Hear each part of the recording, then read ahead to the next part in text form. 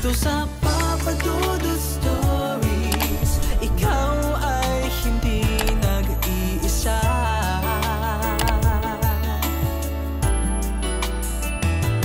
Dito sa Papa Dudut Stories, may nagmamahal sa'yo. Papa Dudut Stories. Papa Dudut Stories. Sa lahat po ng mga nakatutok ngayon, huwag pong kalimutan mag-like, mag-share at mag-subscribe. Maraming salamat po sa inyong lahat.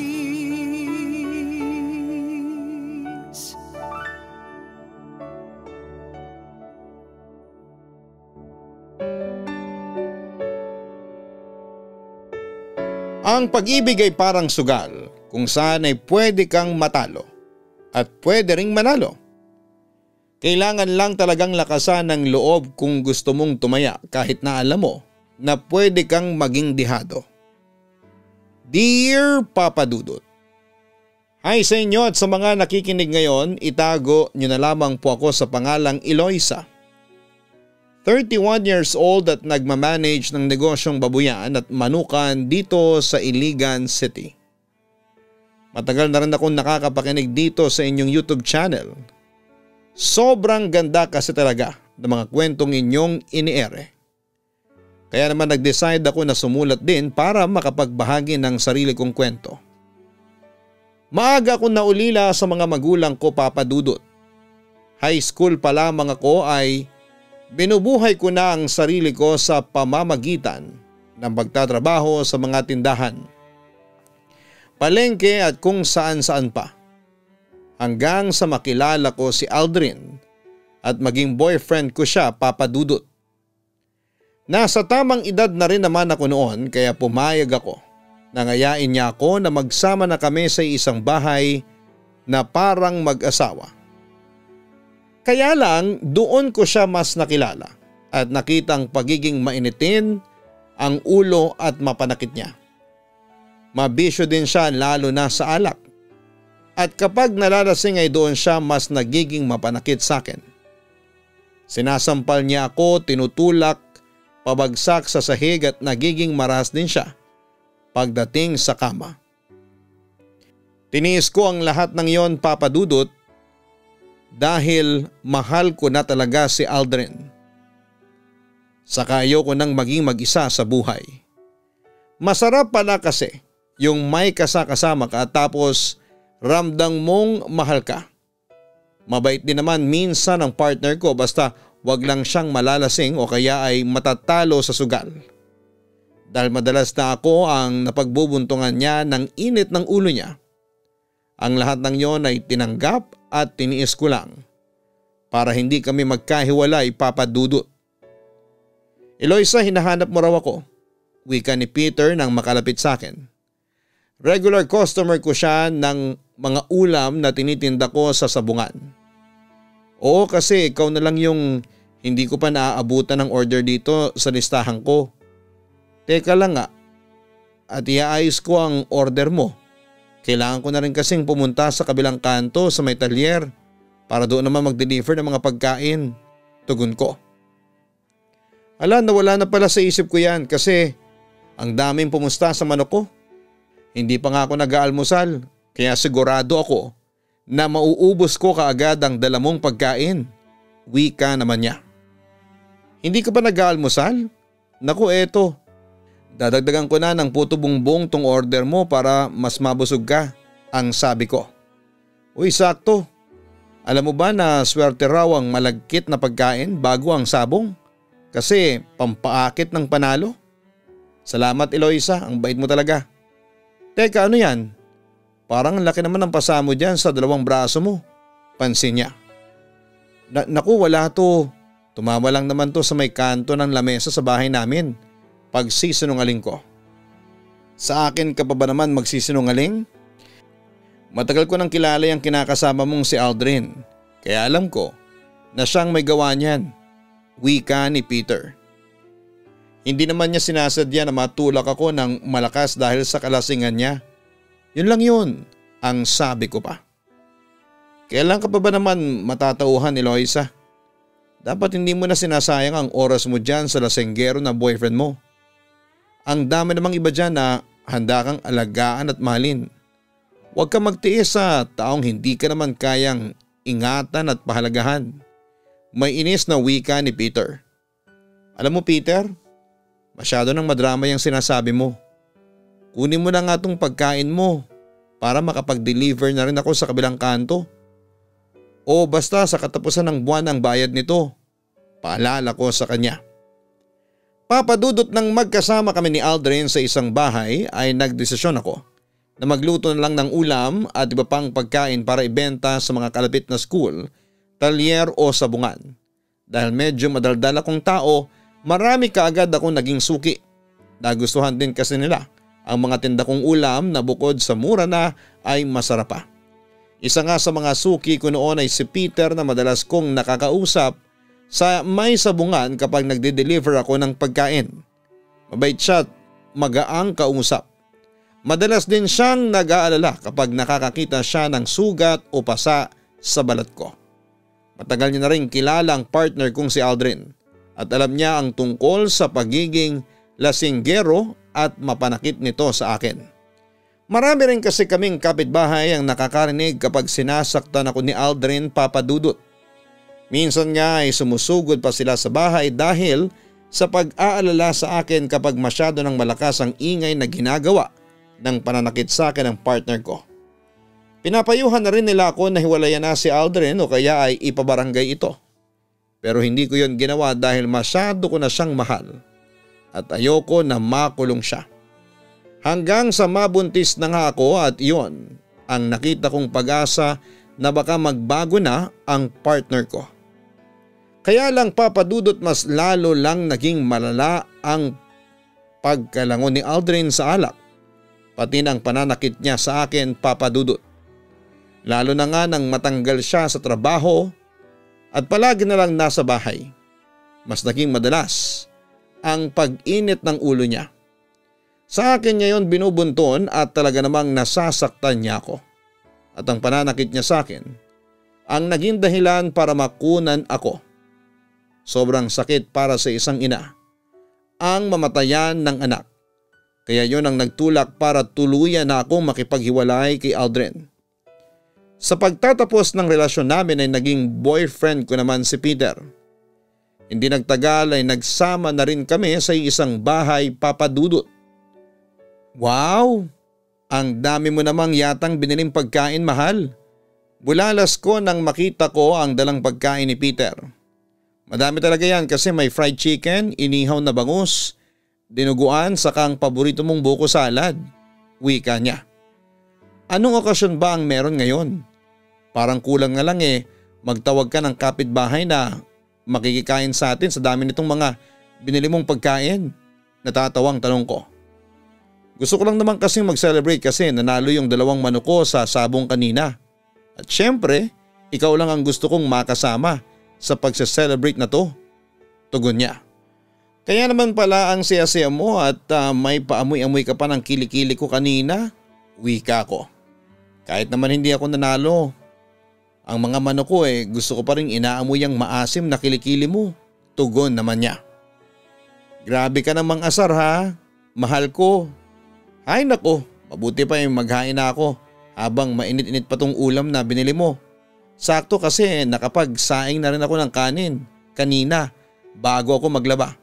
Kukuha na ako ng mga plato at baso para maayos ko na tong pananghalian natin. Wika ko. Papadudot aaminin ko na nung una ay panakipbutas ko lamang talaga si Peter. Wala pa ngang 2 buwan ang nakakalipas mula nang maghiwalay kami ni Aldrin. Nang sagutin ko siya. Gusto ko lang din kasi talagang makaranas ulit ng pagmamahal mula sa isang tao at ayoko lang din talagang mapag-isa sa buhay. Kaya kaagad din akong pumayag na magsama kami sa isang bahay. Hindi naman ako nagsisisi dahil napakabait na tao ni Peter. Napakalayo niya sa ex-partner ko na si Aldrin. Sa aming dalawa ni Peter ay siya talaga ang mas malambing at maasikaso. Kaya hindi nagtagal ay naramdaman ko na rin na totoong mahal ko na siya. Ni minsan kasi ay hindi niya ako sinigawan o sinaktan. Wala siyang ibang pinaramdam sa akin kung hindi puro pagmamahalang. Ang naisip ko nga noon, kaya siguro ako binigyan ng Diyos ng pagsubok nang makunan ako ng dahil sa ex-partner kong si Aldrin, ay para mas mabigyan ng daan ang kwento namin ni Peter Papadudut. Napansin ko noon na iba ang pag-aalaga na ginagawa ni Peter sa mga manok niya. Hindi ko alam na grabe niya palang gastusan ang mga pagkain at vitamins na para sa mga yon. May trainer pa ang manok niya para mas maging matapang daw pagdating sa pakikipaglaban sa sabungan. Kinakausap rin niya ang mga yon na parang tao at palagi niya akong binibilinan na huwag gugutumin ang mga alaga niyang manok. Nakakatawang isipin pero parang mga anak na rin ang turing niya sa mga manok niya. Nung una'y wala naman akong nakikitang problema dahil bukod sa mga manok niya at sabong ay wala siyang ibang bisyo. Nakwento niya rin Papadudut na minana niya pa ang pagiging mahilig sa manok o sabong sa namatay niyang tatay at lolo. Kinalakhan niya na raw ang pag-aalaga sa mga ito kaya hindi niya na rin nabitawan pa. Nagumpisa siya sa pag-aalaga ng sisiw at pagtaya ng maliliit na halaga sa mga sabong. Hanggang sa siya na mismo ang nagtayo ng sarili niyang breeding farm ng mga manok na pangsabong.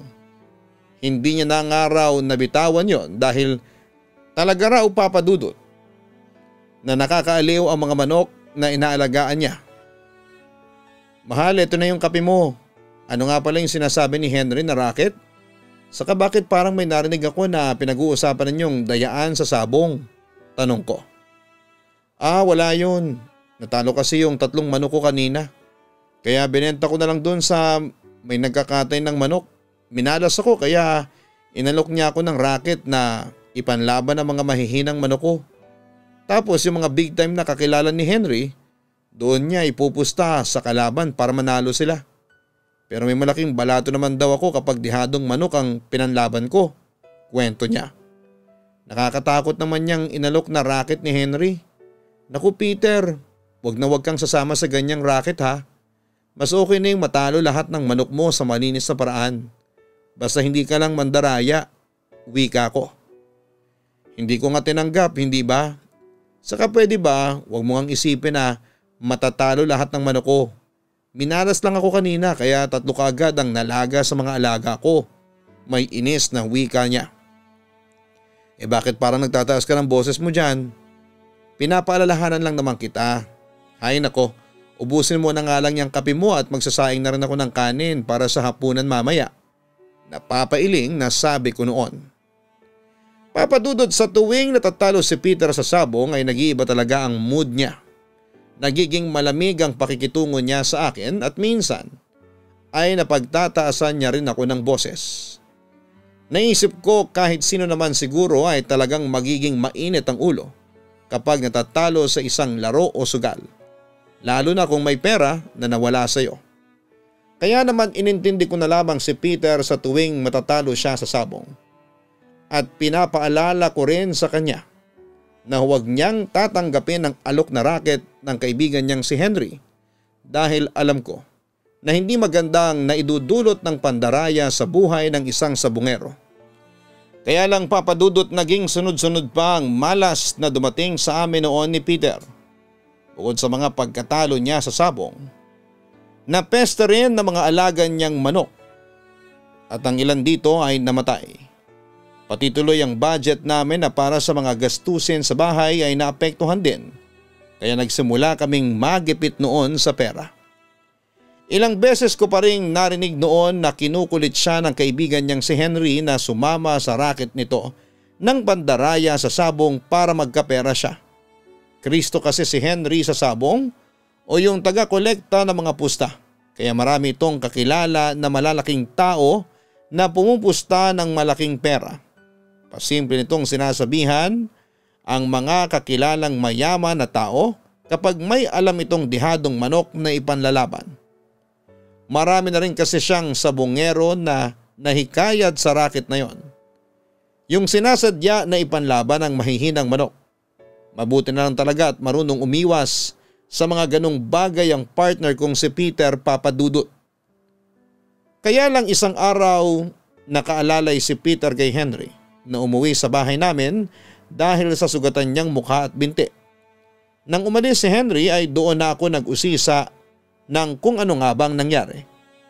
Yung isang kasamahan ni Henry na si Armand na Kristo rin, na huling nagbigay ng tip doon sa isang pupusta.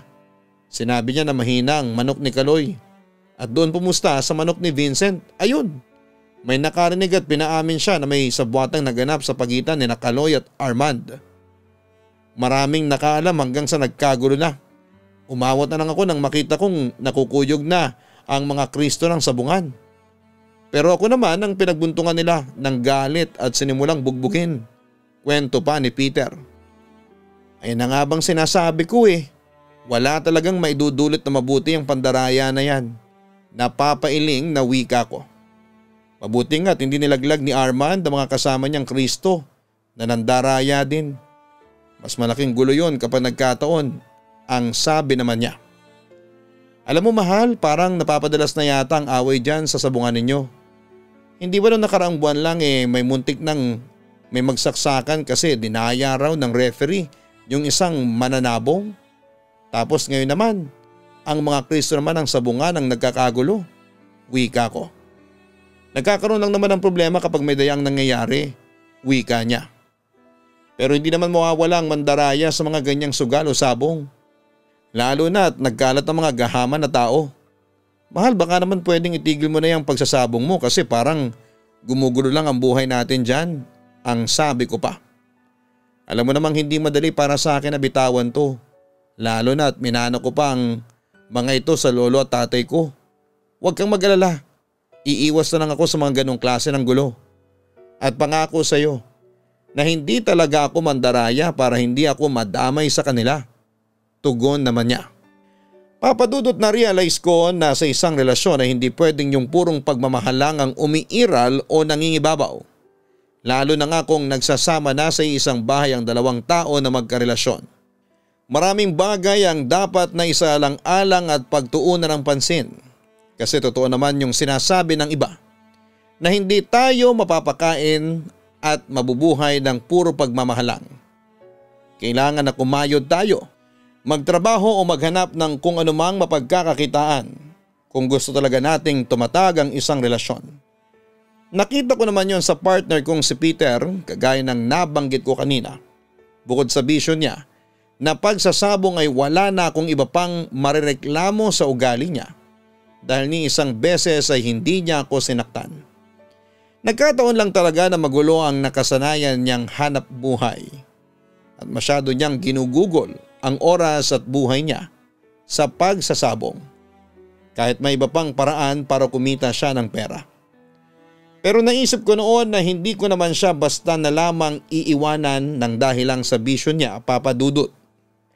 Pagkatapos ng gulo na nangyari sa sabungan kung saan ay nabugbog ang partner kong si Peter, ay nabalitaan na lang namin ang biglang pagkawala ng ibang sabungero sa lugar namin. Ang sabi ng mga kapitbahay ay bigla na lang daw hindi umuwi ng mga bahay ng pamilya nila ang ilang kaibigan ni Peter at kasamahan sa sabong. Labis na nag-alala ang pamilya ng nawawalang sabungero at kahit ako ay nag-alala din para sa partner ko. Sinabi naman ni Peter na ang nawawala raw ng mga kaibigan niya ay kilala raw na nandaraya sa sabong. Kaya wala raw akong dapat na ipag-alala sa kanya. Ni minsan daw kasi ay hindi siya nandaya sa sabong kaya malinis ang konsensya niya. At mabuti na lang daw at hindi niya tinanggap ang racket ng pandaraya na inalok sa kanya noon ng ibang kasabongero niya. Ganon pa man ay naaawa pa rin ako sa pamilya ng mga naiwan ng nawawalang sabongero. Ayoko kasing dumating ang araw na maranasan ko ang hirap at sakit na nararamdaman nila. Ayokong bigla na lang ding maglaho ang pinakamamahal kong si Peter, Papa Dudut. Tama bang narinig ko? Ibig sabihin ay ititigil mo na rin ang paglalaro mo ng sabong? Hindi makapaniwala ang tanong ko. Parang gano'n na nga. Ibibenta ko na lang lahat ng mga panabong naman ako. Pati na mga nakastock na vitamins at gamit nila para pandagdag ng puhunan sa negosyo natin. Pagtango naman ni Peter. Peter, seryoso ka ba sa mga sinasabi mo? Hindi ka ba nabibigla lang? Baka kasi mamaya bigla mo ring bitawan ang negosyo ng manukan at babuyan para bumalik sa pagsasabong. Tanong ko pa at napapaluha na talaga ako. Matagal ko na tong pinag-isipan ni Loisa. Hindi ko lang talaga madalas na sinasabi sa'yo. Kasi ayoko na paasahin ka tapos hindi ko naman pala itutuloy. Pero ngayong desidido na ako na gawin to, itutuloy ko na talaga. Sa totoo lang ayoko na rin kasing madamay pa sa gulo ng mga taong nawawala ng dahil sa sabong. Ayoko mapahamak ako o ikaw na asawa ko. Wika pa niya. Baka ang ibig mong sabihin ako at ang magiging anak natin. Wika ko. Ha? Anong sabi mo, Eloisa? Magiging anak natin? Tama ba ako? Tama ba yung narinig ko? Si Peter naman ang naluluhang nagtanong. Oo, hindi ka nagkakamali, Peter. 2 buwan na akong hindi dinadatnan at bumili ako ng 2 pregnancy test kit. Ginamit ko rin yung kanina lang at parehong positive ang lumabas na resulta. Masayang tugon ko sa kanya. Papadudot nakita ko ang malaking pagbabago sa partner kong si Peter mula nang bitawan niya ang pagsasabong. Naging magana siyang kausap palagi at hindi na naging mainitin na ang kanyang ulo. Alam ko na hindi madali sa kanyang ginawa niyang desisyon. Kaya laking pasalamat ko talaga na ginawa niya yon para sa akin at sa magiging anak namin. Pakiramdam ko noon ay nagsimula ulit sa umpisa ang relasyon naming dalawa, lalo na at pareho kaming nangangapa sa negosyong babuyan at manukan na sinimula namin. Mabuti na lang at marami siyang kamag-anak na supportive sa negosyo namin kaya kahit papaano ay hindi kami masyadong nahirapan. Pareho rin kaming excited talaga sa magiging anak namin, Papa Dudut. Kasi matagal na rin namin gusto na maging isang totoong pamilya. Kaya kagad rin kaming nagpakasal sa Huwes ng taon na yon. Pagkatapos ay nasikaso na namin ang lahat para sa magiging anak namin. Check-up ko, vitamins at mga gamit ni baby kahit nasa tiyan ko pa lamang siya. Pareho rin kaming nagpakasipag sa negosyo para na rin sa future namin bilang isang masayang pamilya kasama ang aming anak. At doon ko nga nakita ang malaking pagbabago ni Peter. Iniwasan niya talaga ang lahat ng tungkol sa sabong o sugal. Nag-focus na lamang siya sa akin at sa negosyo niya. Kaya nang minsang maabutan ko siya sa bahay namin, sinabi ko sa kanya na pwede siyang makifiesta sa bayan at manood ng sabong doon. Nung una ay ayaw niya dahil nahihiya raw siya sa akin. Sabi ko ay ayos lang kasi manonood lang naman siya at hindi tataya sa sabong. Wala namang problema sa akin na pumunta ka doon basta i-text mo lang ako kung anong oras ka makakauwi mamaya. Wika ko. Oo mahal, sige aalis na rin ako. Nakahain naman dito sa lamesa ang kanin at ulam. Excited na wika niya. Teka, hindi ka na ba magpapalit ng damit? Tanong ko. Hindi na, ayos na itong suot ko. Baka mahirapan pa akong sumakay ng jeep papuntang bayan. Alis na ako mahal ha. Ay teka. Wika niya kasunod ang pagyakap sa akin ng mahigpit. I love you mahal. Hintay mo na akong maghapunan mamaya kasi uuwi din naman ako kaagad. Bye mahal. I love you ulit. Mahal na mahal kita. Mahal na mahal ko kayo na magiging anak natin. Sobra. Nakangiting wika pa niya. Papadudot malaki ang tiwala ko kay Peter kaya hindi ko talaga siya pinagbawalan na manood ng sabong. Ayos lang din sa akin kung tumaya siya gamit ang maliit na halaga ng pera. Alam ko naman kasi na alam niya ang limitasyon niya, lalo na nga at magkakaanak na kami. Kaya hinayaan ko siya noon na makifiesta sa bayan at manood ng malaking sabong na magaganap doon. Taon-taon kasi siyang nandoon at palagi siyang masaya kapag uuwi ng bahay pagkatapos ng sabong event na yon. Kaya ako na ang nagkumbinse sa kanya na pumunta at makifiesta sa bayan. Hindi naman kasi talaga mabibitawan basta-basta ang bisyo, hindi ba papadudot?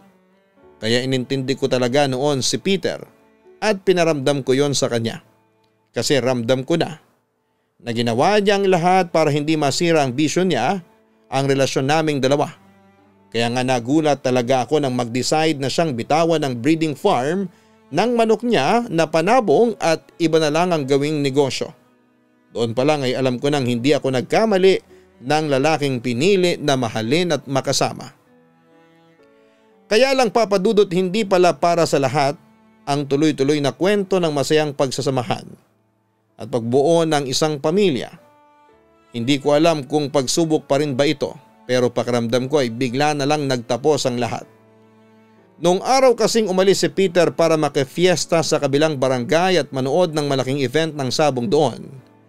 Ayun din ang huling araw na nakita ko siya. Hindi na kasi siya nakauwi ng bahay at wala na akong naging balita pa sa kanya.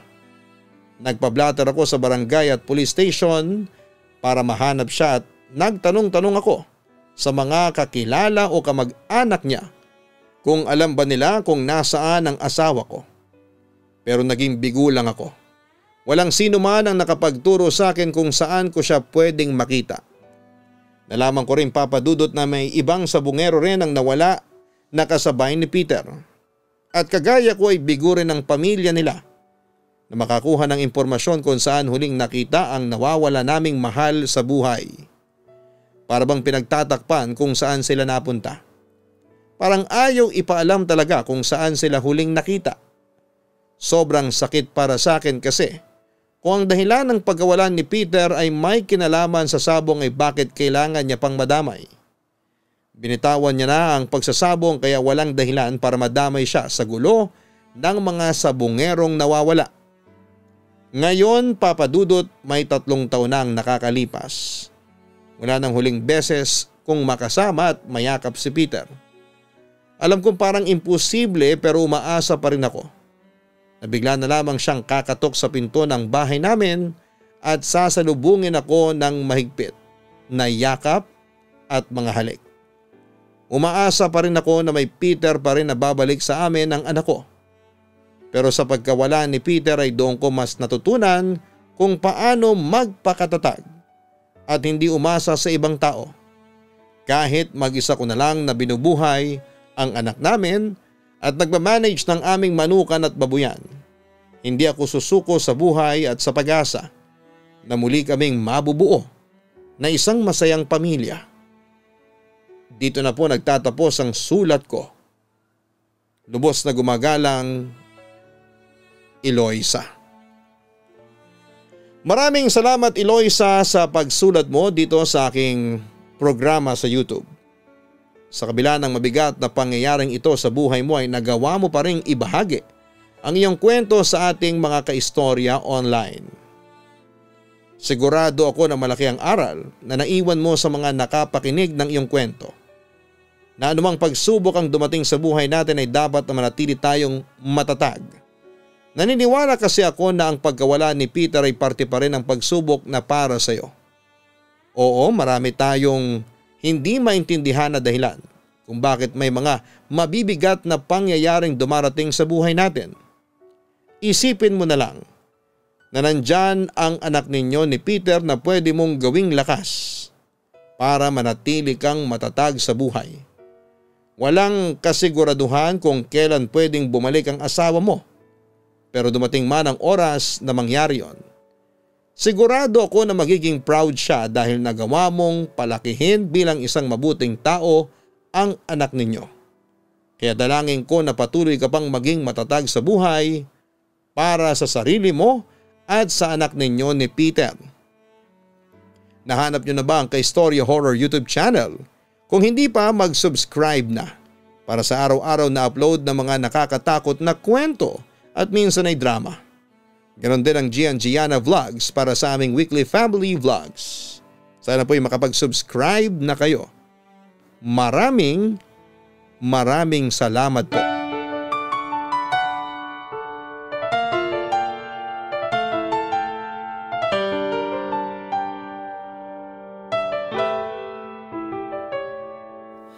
Ang buhay ay mahiwaga, laging may lungkot at saya. Sa Papa Dudut Stories, laging may karamay ka.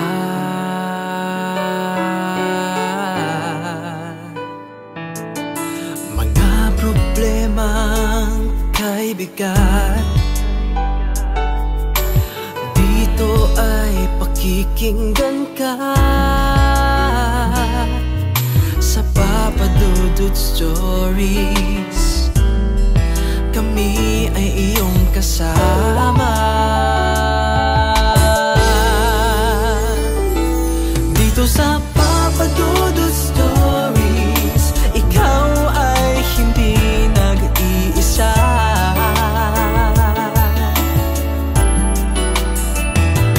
Dito sa Papa Dudut Stories, may nagmamahal sa'yo.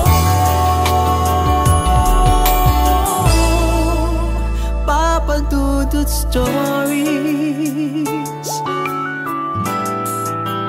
Papa Dudut Stories,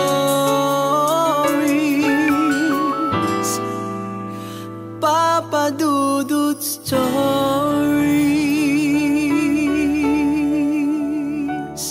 Hello mga ka-online, ako po ang inyong si Papa Dudut. Huwag kalimutan na mag-like, mag-share at mag-subscribe. Pindutin ang notification bell para mas maraming video ang mapanood ninyo. Maraming salamat po sa inyong walang sawang pagtitiwala.